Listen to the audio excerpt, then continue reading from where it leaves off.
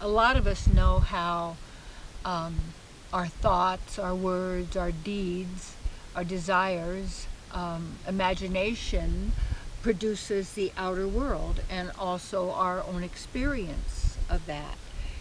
And yet, I know I started studying this when I was like about 17 in this body, and yet always the realization goes deeper and deeper, where to realize that it is so true, and yet it's almost like, even in knowing that, ignoring or really not paying attention to the words that I'm speaking.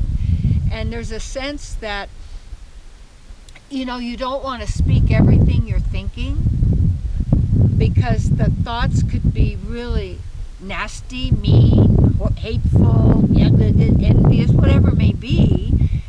And when you speak it, you also send it out with much more power to take form and manifest in this world that is also at some level light and sound, as it's manifesting into this creation.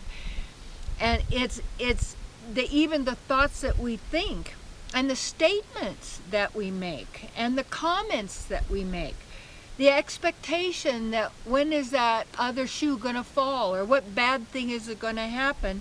So there's always a fear and an anxiety worm in the stomach because of this fear and trauma-based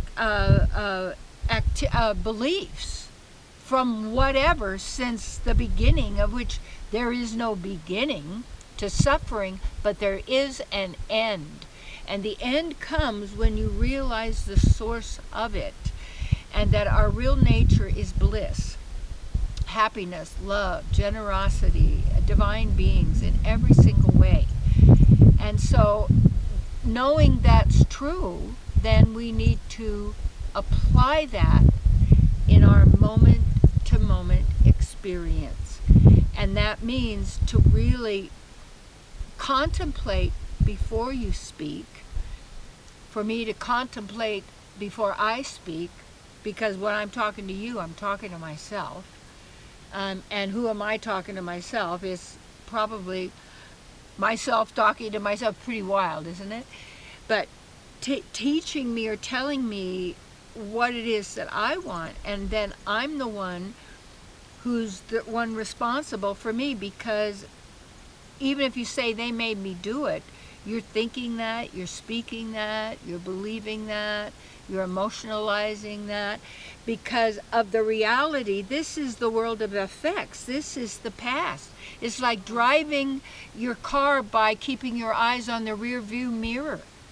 So you're never where you are. You're always in the past. And then the past is creating your future, because that's what you're doing habitually.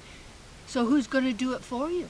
And that's the thing. Each of us is then, in that sense, co-creating whatever, our own reality, our own experience. And because you are eternity itself, no one or nothing is keeping you or me or anyone from being who they really are.